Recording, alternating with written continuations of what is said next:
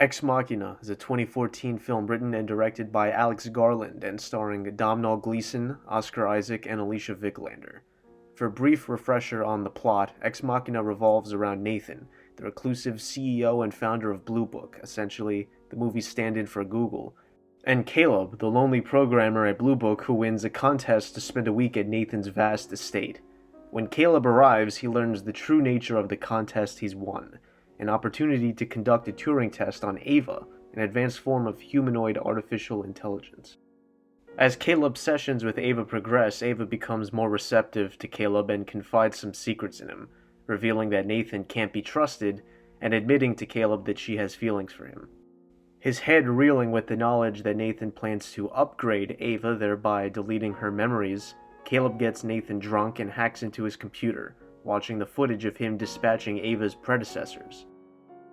Caleb decides he will free Ava, and in the next session the two hatch a plan that is almost thwarted by Nathan but succeeds due to Caleb's foresight. Nathan tries to stop Ava and convince her to go back to her room, but he's ultimately killed by Ava and Kyoko, another AI. Ava escapes Nathan's estate and leaves Caleb locked in Nathan's office.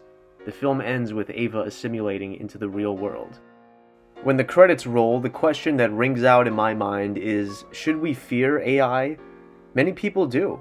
Elon Musk has expressed his fear of incoming AI advancements, and Stephen Hawking, shortly before his death, even stated that the full fruition of artificial intelligence might be, quote, the worst event in the history of our civilization. Ex Machina is by no means the first film to showcase the fear humans have of machines cultivating intelligence beyond our control and manipulation. Open the pod bay doors, Hal. I'm sorry, Dave. I'm afraid I can't do that. Artificial intelligence has been with us for some time now, and depending on your definition of the term, may even be lurking in your home or your driveway as we speak. Much more advanced AI is, however, on the way. It's a genie that at this point cannot be corralled back into the bottle. We may be quite a while from having AI androids as emotionally and consciously adept as Ava, but the concerns raised by people like Musk and Hawking remain extremely disconcerting.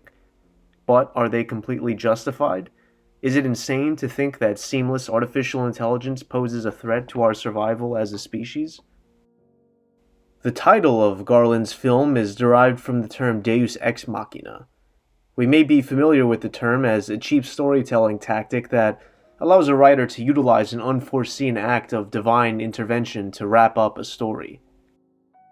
The term spawned from the production of ancient Greek tragedies in which actors portraying gods would be dangled over the stage using a crane or be brought up from the depths through a trap door in the floor. Translated, Deus Ex Machina means God from the machine. The concept of God and humans transcending the boundaries that once separated God and mortal is a prominent theme in Garland's film. Caleb very early in the film compares Nathan's achievement to that of a god, a comparison that greatly stokes the fires of Nathan's ego. I wrote down that other line you came up with.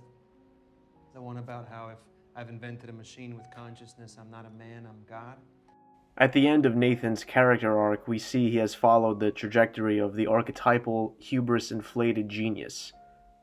Garland's exclusion of God in the film's title is fascinating, perhaps leaving the identity of the story's true God to the viewer's interpretation. We could make the argument that Nathan is the God, creating an artificial consciousness from machines, and we can just as well conjecture that Ava, by the end of the film, becomes a god, manipulating Caleb with her infinite catalog of human emotions in order to escape from the machinery of her life in captivity. While all interpretations of the question posed in Ex Machina are valid and up for debate, I think Garland's film speaks to an ancient component of humanity's collective psyche. Nathan's achievement is unique and unprecedented, but the root of his intentions are anything but.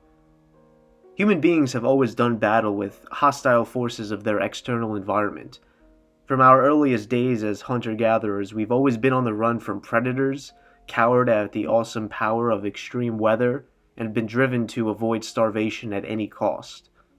In the grand scheme of nature, Homo sapiens in their earliest days played a minuscule role, and even when our species reached the state of advancement where we can create artificial intelligence, we remain terrifyingly susceptible to external forces of nature, such as natural disasters, grave accidents, and disease. Many have argued that our hunter-gatherer infancy contained our happiest days as a species. Our purpose in life was never more straightforward and possibly satisfying, simply surviving in nature without the leisure time to entertain existential thoughts. This time in our history may sound like a Garden of Eden when the wide reach of modern tech makes our head spins, but the reality was still likely very grim when considering the vulnerability to hostile forces. Thus began an obsession, one conceived in our earliest days and cultivated up until this day, the obsession with control. That obsession has fostered an intense desire for a perpetual state of security, and in its ugliest form, a need for comfort and expedience. A need that demands satisfaction even at the potential cost of mental, physical, and spiritual atrophy. The early human drive for control manifested in the agricultural revolution, a revolution in which we coughed up our nomadic foraging lifestyle for long, grueling days growing and harvesting grain. Stockpiles of grain grew into surpluses, and small tribes blossomed into civilizations. We dramatically altered our nature to get one step closer to having full control. Another manifestation of the drive for control is one I'm sure we're all familiar with. The need to understand why we're here and where we go when our time runs out. Thus, religion and God were born. Religion obviously is a very touchy subject, and any and all beliefs are of course understandable and respected, but when exploring a point of view that isn't exactly atheistic but curiously secular, it seems that the worship of God or gods stems from the same drive for control. We sacrificed animals to the gods in exchange for a favorable harvest, and we worshipped in order to have a spot reserved in a safe and secure afterlife. The fact that there have been countless numbers of religions all throughout the globe throughout the centuries speaks to the awesome power that these collective belief systems have had in binding large groups of people together and answering their existential questions. But at some point, religion began to lose its potency. The Enlightenment, revelations in science, and political displacement could have contributed to this, but regardless, people today are generally more agnostic than ever. In the late 19th century, German philosopher Friedrich Nietzsche declared famously that God is dead, and not only was God's divine decomposition already underway, we all, as a collective, were to blame. It's a very interesting thought, and one that has been bandied about for some time. Nietzsche was an abnormally nuanced thinker, and that famous quote of his is often taken out of context, so trying my best not to contribute to that, I'll humbly say that I interpret it as Nietzsche acknowledging the secular age taking hold in his own time, and foreseeing how the concept of God would continue to decay into the future. All of us are held responsible for his death insofar as our thirst for new knowledge, new advancements is unquenchable. We may acquire the new knowledge and new technologies we crave, but at the potential exposure to nihilism, and the loss of the meaning and purpose that religion instilled in so many over the past centuries. Is it a worthy trade-off? Why do we still need to worship a vague, enigmatic God if we're capable of creating something like Eva? In this well-known declarative statement from his book, The Gay Science, Nietzsche presents the messenger of God's death as a madman, and through his voice, paints a bleak picture of, quote, straying through an infinite nothing. The madman asks, how shall we, the murderer of all murderers, comfort ourselves? Who will wipe this blood off of us? What water is there for us to clean ourselves? Is not the greatness of this deed too great for us?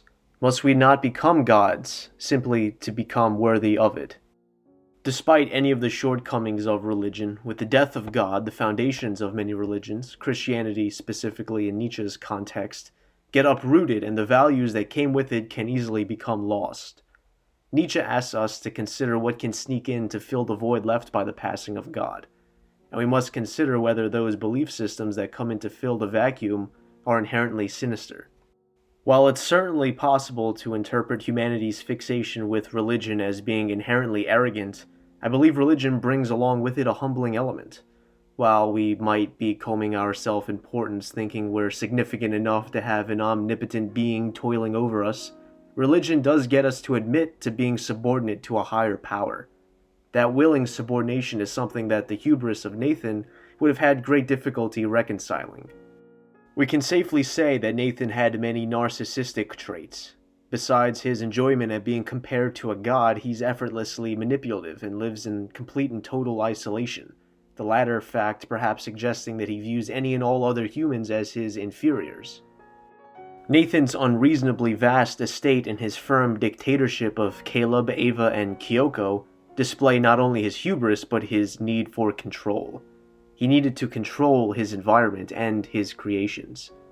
The one time Nathan loses control, it ends in his death. Just like Nietzsche's metaphorical murder of God, Nathan is killed by his own invention. It's a bitter end for the gods, but on the other hand, it is a testament to their powers of creation.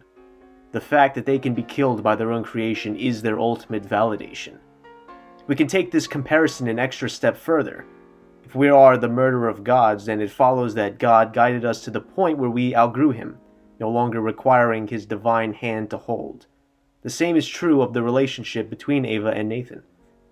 For Nietzsche, the death of God surely spelt disaster for many, but there was a light at the end of the tunnel. Without God, we are free to mold our own values, and the road is paved for the eventual coming of the Übermensch. Perhaps Nietzsche's prophesized Übermensch will come in the form of AI androids like Ava, who will realize the full potential of their bandwidth and enslave the human race. But then again, maybe the future isn't as bleak as it seems.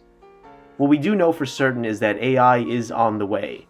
As our need for control swells to a point where we create AI androids that can perform menial tasks and store oceans of data, something like Ava might not be a potentiality but a certainty.